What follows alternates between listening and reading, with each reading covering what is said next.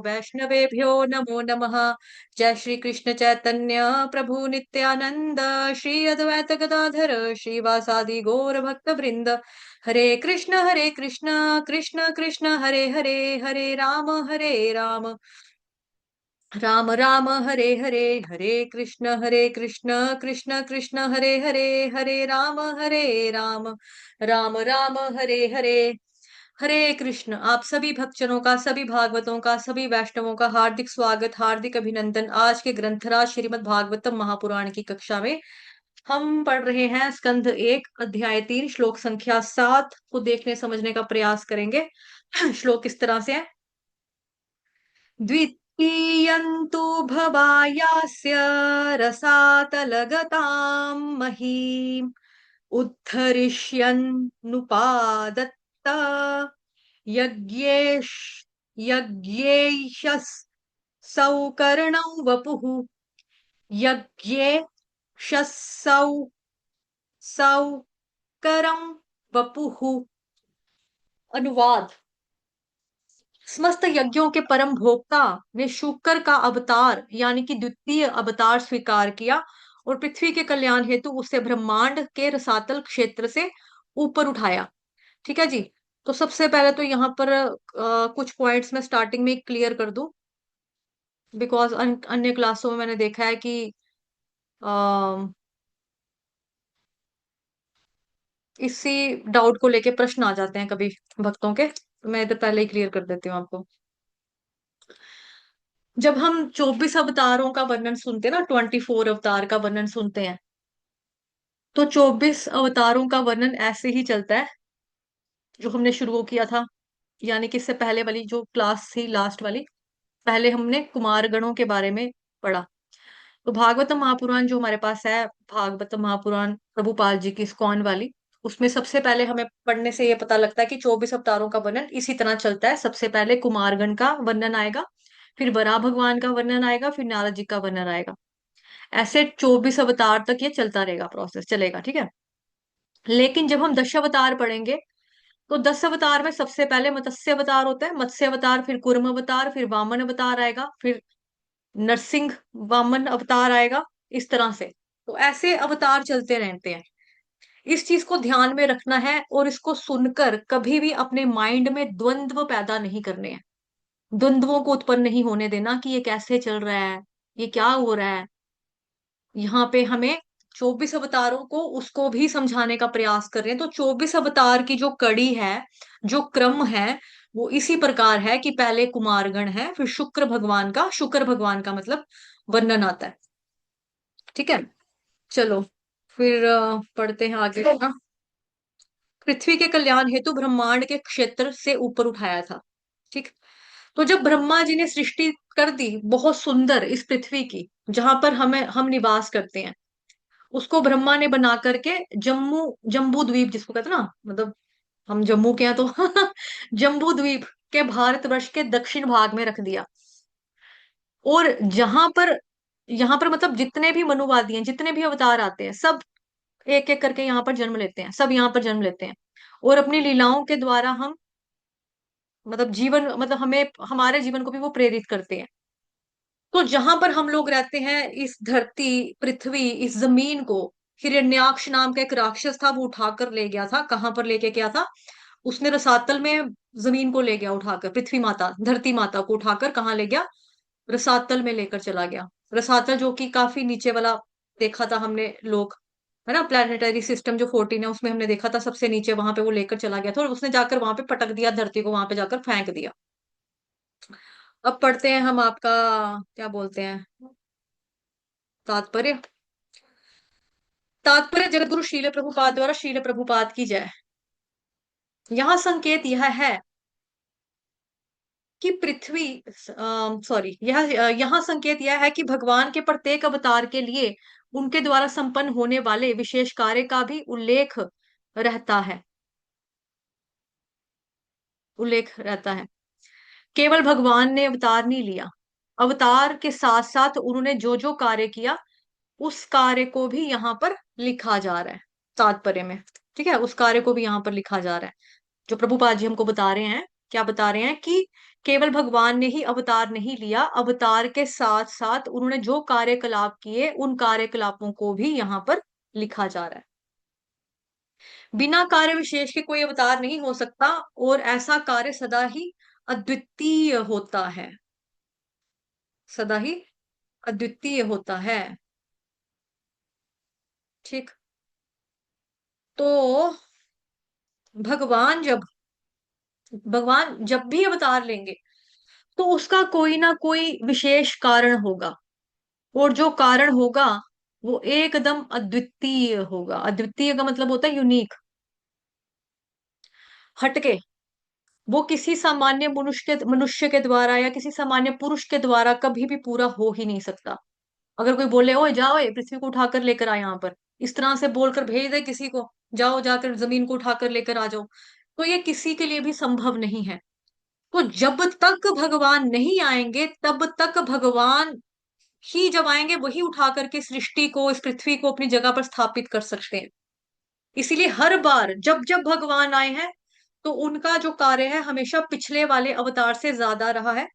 उन्होंने जो भी अवतारों में आकर जो जो काम किया है, जिस जिस अवतार में आकर जो जो काम किया है, वो दूसरे अवतार में दूसरे अवतार के रूप में लेकर वो सेम कार्य नहीं करते हैं कभी भी। दोनों कार्य जब जब जब भी अवतार होते हैं उनके सभी अवतारों के जो जो कार्यकलाप होते हैं टोटली अलग अलग होते हैं, बिल्कुल डिफरेंट होते हैं। तो इतने अद्भुत होते हैं कि कोई सामान्य जो कॉमन मैन है, मतलब सामान्य, जो सामान्य बोलेंगे ना उसको, कॉमन को क्या बोलेंगे, मतलब कि कोई नॉर्मल पुरुष तो उस कार्य को पूरा नहीं कर सकता। कोई सामान्य व्यक्ति जो है वो उस तरह से कार्य को पूरा नहीं कर सकता है जिस तरह से भगवान आकर करते हैं। ठीक है। फिर है जी तात्पर्य में, ऐसे कार्यों का किसी जीव के द्वारा संपन्न किया जाना ये हो गया ना, असंभव होता है। शुक्र का अवतार पृथ्वी को गंदे पदार्थ से, रसातल भाग से बाहर निकालना था। तो ये कार्य जो है भगवान ही कर सकते हैं, जैसा कि मैंने पहले ही बताया है ना। अन्य कोई व्यक्ति तो नहीं कर सकता कि किसी को बोल दिया जाए जा उठाकर लेकर आ, जमीन को उठा ला। इस तरह से नहीं हो सकता। ऐसे कार्यों में किसी जीव द्वारा संपन्न किया जाना संभव नहीं होता। शुक्र का अवतार पृथ्वी को गंदे पदार्थ, एक मिनट, गंदे पदार्थ से, रसातल भाग से बाहर निकालना था। गंदे स्थान से कोई चीज गंदे स्थान से कोई चीज उठाना शुक्र का कार्य है। और सर्वशक्तिमान भगवान ने यह आश्चर्य असुरों को दिखाया। तो संभव होता है एक नॉर्मल व्यक्ति के लिए ऐसा करना। तो शुक्र का अवतार पृथ्वी को गंदे पदार्थ से, रसातल भाग से बाहर निकालना था। गंदे स्थान से कोई चीज उठाना शुक्र का कार्य है, और सर्वशक्तिमान भगवान ने यह आश्चर्य असुरों को दिखाया, मतलब करके दिखाया। तो गंदे स्थान से कोई वस्तु उठाना शुक्र का कार्य है। अब भगवान जिन्होंने शुक्र बनाया, शुक्र किसको बोलते हैं, पिग को बोलते हैं। इंग्लिश में बोलते हैं पिग, या हिंदी में हम सुअर कहते हैं देसी भाषा में। संस्कृत में शब्द जो है उसके लिए शुक्र इस्तेमाल किया जाता है, शुक्र। तो भगवान ने जो शुक्र बनाया है वो शुक्र हमेशा गंदगी में रहता है। अब भगवान ने स्वयं उसी रूप को धारण करके इस पृथ्वी को रसातल में से ऐसे स्थान पर डाल दिया था कि जहां पर गंदगी ही गंदगी भरी रहती है। वहां पर भला कौन जाता, कौन सा स्वरूप जाकर के उद्धार कर सकता था वहां पर। तो केवल और केवल शुक्र स्वरूप ही उस स्थान पर जाकर के इस पृथ्वी का उद्धार कर सकते थे। तो इसीलिए भगवान जी ने यहाँ पर शुक्र का रूप जो है वो धारण किया है।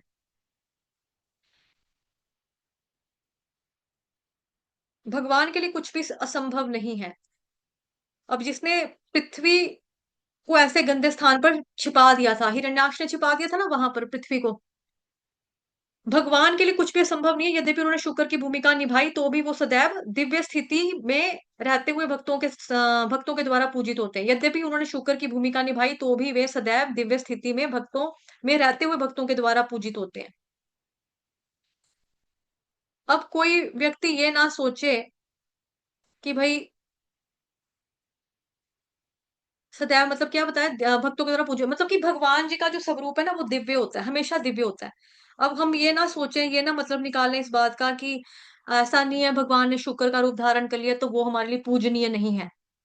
ऐसा नहीं है। भगवान वो शुक्र अवतार जो है भगवान का, वो भी तब भी हमारे लिए उतना ही पूजनीय है जितना कि पीतांबर वस्त्र धारण किए, मोर मुकुट धारण किए, हाथ में चक्र गदा शंख पद्म धारण वगैरह किए, है ना। और अपने चरणों को लक्ष्मी माता की गोदी में रखकर सुंदर शेष आसन पर जो भगवान लेटे रहते हैं, जितना पूजा हमारे लिए जितनी पूजनीय वो भगवान जी ना, उतने ही सेम शुक्र अवतार जो शुक्र भगवान भी हमारे लिए उतने ही पूजनीय बराबर के माने जाते हैं।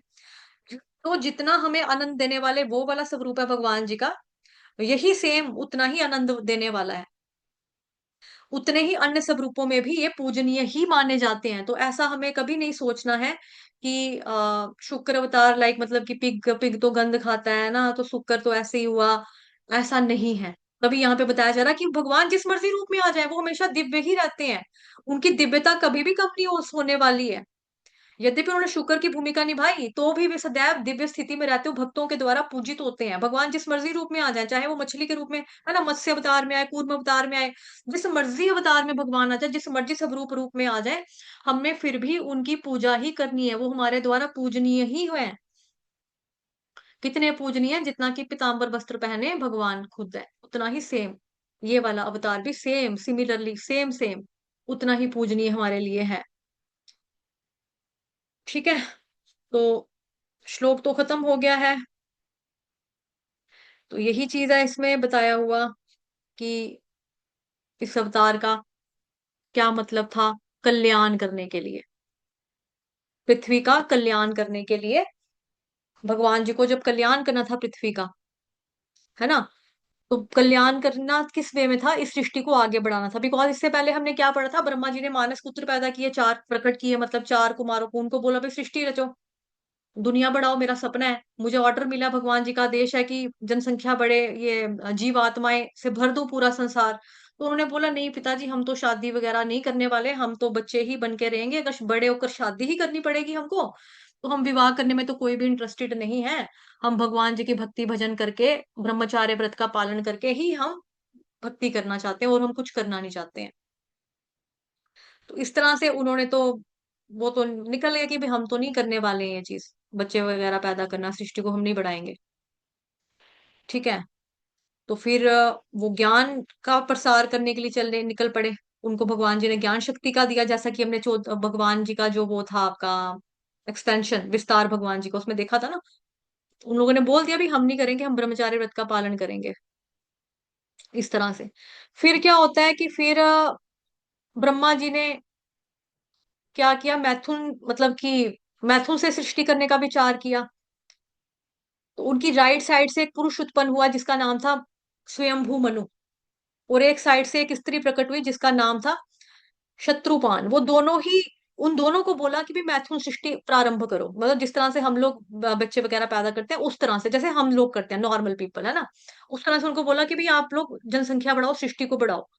तो बोले ठीक है, हम तैयार हैं, बताओ हमने कहाँ पे जाकर ये काम करना है। उन्होंने बोला जाओ पृथ्वी के ऊपर जाओ। पृथ्वी के ऊपर जब जगह जाने के लिए वहां पे देखा पृथ्वी गायब। वो हैरान परेशान हो गए, पृथ्वी किधर चली गई, पृथ्वी कहाँ गई, पृथ्वी कहाँ गई, ये तो थी, पृथ्वी कहाँ चली गई, कहाँ गई पृथ्वी। इस तरह से वो शोर सा हल्ला गुल्ला मच गया, कहाँ चली गई पृथ्वी। पृथ्वी अपनी धरातल पर ही नहीं थी, अपनी जहां पे उसको जगह थी वहां पे थी नहीं। फिर ब्रह्मा जी सोच विचार में पड़ गए, कहाँ चली गई होगी पृथ्वी। तो ब्रह्मा जी ने विचार किया, अरे हाँ, मेरे को सृष्टि करने के लिए बोला था ना भगवान ने, तो पृथ्वी पर बोला था, और पृथ्वी तो यहाँ पर है ही नहीं, धरती पर है ही नहीं धरती, तो मैं क्या करूं। तो ब्रह्मा जी को भगवान ने ये भी कहा था कि जब भी आप सृष्टि करोगे ना, आगे बढ़ाओगे, तो आपको तकलीफों का सामना करना पड़ेगा। अब देखो हम लोग भी हैं, हम लोग भी कोई भी काम करना शुरू करते हैं तो हमको भी मुसीबतों का सामना करना पड़ता है, हमारे लिए भी कोई चीज आसान नहीं होती है, नहीं होती ना, कुछ भी आसान नहीं होता। दुनिया में कुछ भी आसान नहीं है इस तरह से करना। बाकी किसी को अगर आसान लगता है तो वो खाली भगवान जी की शक्ति मात्र से ही संपन्न हो पा रहा है, कि अगर मैं बोल पा रही हूँ यहाँ पर बैठ के, भगवान की शक्ति के हिसाब से ही बोल पा रही हूँ। भगवान जी ने जो शक्ति मेरे अंदर छोटी सी चिंगारी के रूप में दी हुई है, उसी चिंगारी से सबको लगता है कि माता जी तो आग लगा रही है, बम है ना। तो बेसिकली वो शक्ति आ कहाँ से रही है, सर्व कारण कारणम ईश्वर परम कृष्ण सच्चिदानंद विग्रह अनादिरादिर गोविंद सर्व कारण कारणम, वहां से शक्ति आ रही है। तो भगवान ने ये चीज बोली थी ब्रह्मा जी को कि जब आप शुरुआत करोगे ना, तो आपको बड़ी बड़ी कठिनाइयों का सामना करना पड़ेगा, लेकिन घबराना नहीं, प्रॉब्लम्स आएंगी, फेस करना, विघ्न आएंगे, विघ्न निकल जाएंगे, लेकिन हिम्मत नहीं हारनी, आपने काम करना है। जैसे हम लोग भक्ति करते हैं, भक्ति करते करते हमारे कितने विघ्न आते हैं, कितनी मुसीबतें आती हैं। हम उठते हैं, मुंह हाथ धोते हैं, माला करने बैठते हैं, नहा धोने के बाद भी हमको नींद आ जाती है। हम अपना तो माला अच्छे से कर रहे हैं, दूसरे को देख रहे हैं ये बेड पे कितने मजे से सोया है ना, कैसे खराटे लगा रहा है, कैसे कंबल में पड़ा हुआ है, रूम हीटर लगाया है इसको कि हाँ मैं तो कितनी ठंड में बैठी हूँ, ये कितने मजे से दूसरे को देखकर ही नींद आ जाएगी। तो हम लोग जो कर रहे हैं एक तरह से साधना भक्ति जो हम कर रहे हैं उसमें भी हमारी विघ्न आते हैं ना, प्रॉब्लम्स आ जाती हैं। किसी बच्चे का स्कूल में पेपर आ गया, वो कहेगा मेरा एग्जाम है, मैं कैसे माला करूंगा। छोटे छोटे विघ्न तो आते हैं। जब से हम पैदा हुए तब से विघ्न ही देख रहे हैं जिंदगियों में। तभी तो संसार को दुखालयम कहा गया, नहीं तो क्यों बोला गया। तकलीफ तो आएगी, विघ्न आएंगे। हम भक्ति करते हैं तो भक्तों की जिंदगी में भी विघ्न आते हैं। कोई भी कार्य करेंगे तो विघ्न मुसीबतें आएंगी ही आएंगी। लेकिन यहाँ पर हमको ब्रह्मा जी से यही सीखना चाहिए कि भगवान खुद ब्रह्मा को कहते हैं कि तू कार्य करेगा तो तेरे कार्य में विघ्न आएंगे, आते रहेंगे। लेकिन उस जितने मर्जी विघ्न भले ही आए, लेकिन अगर आपने मुझे विघ्नों में भी, मुसीबतों में भी, कठिनाइयों में भी, प्रॉब्लम्स में भी अगर आपने मेरे को याद किया, मेरा स्मरण किया, मेरा नाम लिया, तो मैं तुमको हर प्रकार के विघ्न से मुक्त कर दूंगा। हर प्रकार का विघ्न जो है वो टाल दूंगा। तो सोचो ब्रह्मा जी सृष्टि करने बैठे हैं, उनको इतनी प्रॉब्लम्स का सामना करना पड़ रहा है, और भगवान जी को उनको भगवान की आप बात याद है कि प्रॉब्लम पड़ेगी तो मेरे को याद करना, मेरा नाम लेना, मैं तेरा सहायता करूंगा, तुम्हारी हेल्प करूंगा।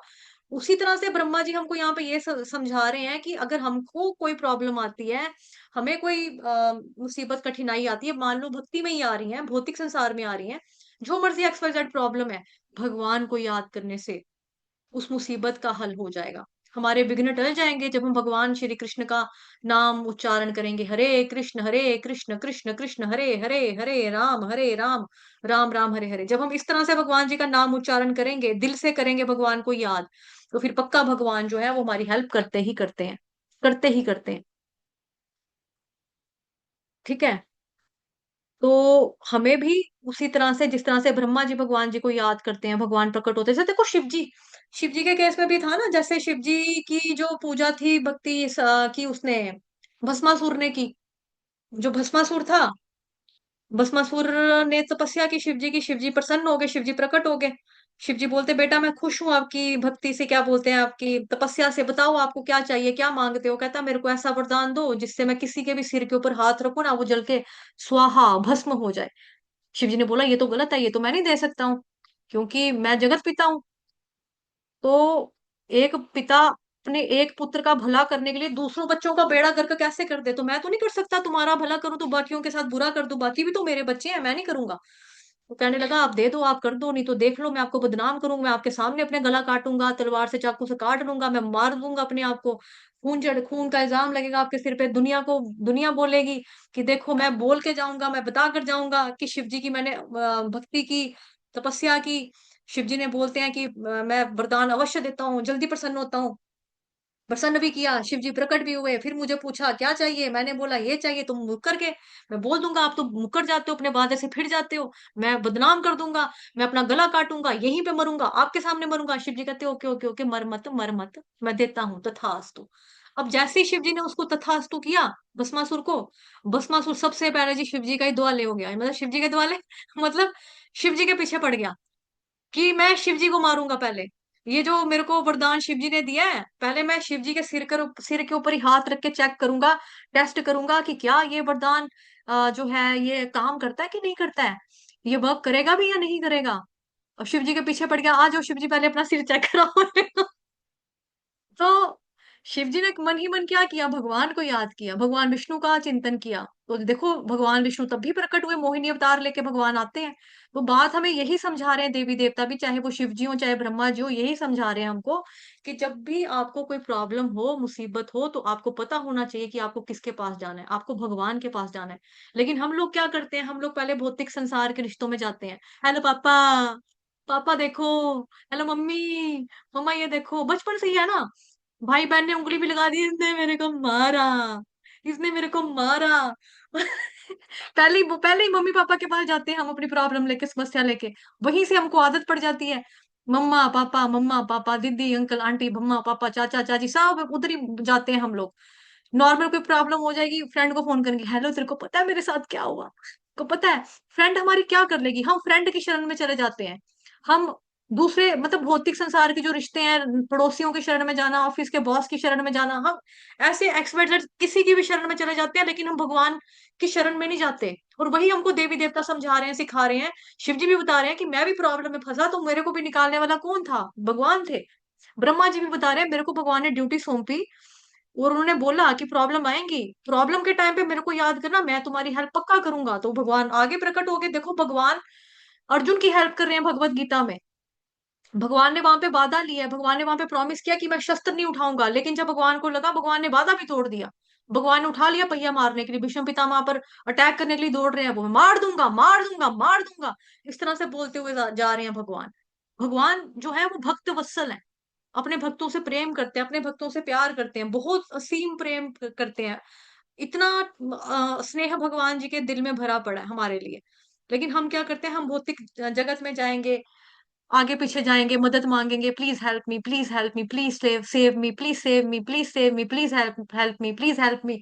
लेकिन हम भगवान के पास जाते हैं हेल्प मांगने सबसे एंड में, जब कुछ भी नहीं होता, फिर याद आता है तू ही पालनहारा, तू ही पालनहारा। फिर एंड में हमको याद आता है ना कि मेरा कोई ना सहारा बिन तेरे, नंदलाल सावरिया मेरे। बट हमको नंदलाल सावरिया की याद आनी चाहिए सबसे पहले, बट हम उनको याद फरमाते हैं सबसे अंतिम एंड में, कि अब तो कोई भी नहीं दिख रहा भगवान। जब डॉक्टर बोलते आप इनको, इनको दवा की नहीं, इनको दुआ की जरूरत है, फिर जाएगा अमिताभ बच्चन, आज कुछ तो भगत होंगे भगवान तुम, आज तक जिसने तुम्हारी मंदिर की चौखट पे पाँव नहीं रखा, आज वो तुम्हारे मंदिर में आके तुम्हारे मंदिर का घंटा बजा रहा है, तुम्हारे आगे माथा ठीक करके दे मेरी भगवान, मेरी मम्मी को ठीक करके दे भगवान। इस तरह से फिर हम एंड में जाते हैं भगवान के पास, लेकिन हमको शुरू में जाना चाहिए। ठीक है, ये चीज हमको यहाँ से श्लोक से ये सीखने को मिल रहा है कि भाई आपको क्या करना है, आपको भगवान की शरण लेनी है। जो ही प्रॉब्लम हो, मुसीबत है, भगवान जी के चरण पकड़ लो बस, और कोई किसी के पास नहीं जाना है। भगवान जी को जाओ, भगवान जी के पास जाकर मांगो कि ये मेरी प्रॉब्लम है, बाधा आ गई, मैं काम कर रही थी, इस बाधा को हटाओ, तो भगवान हटाते हैं।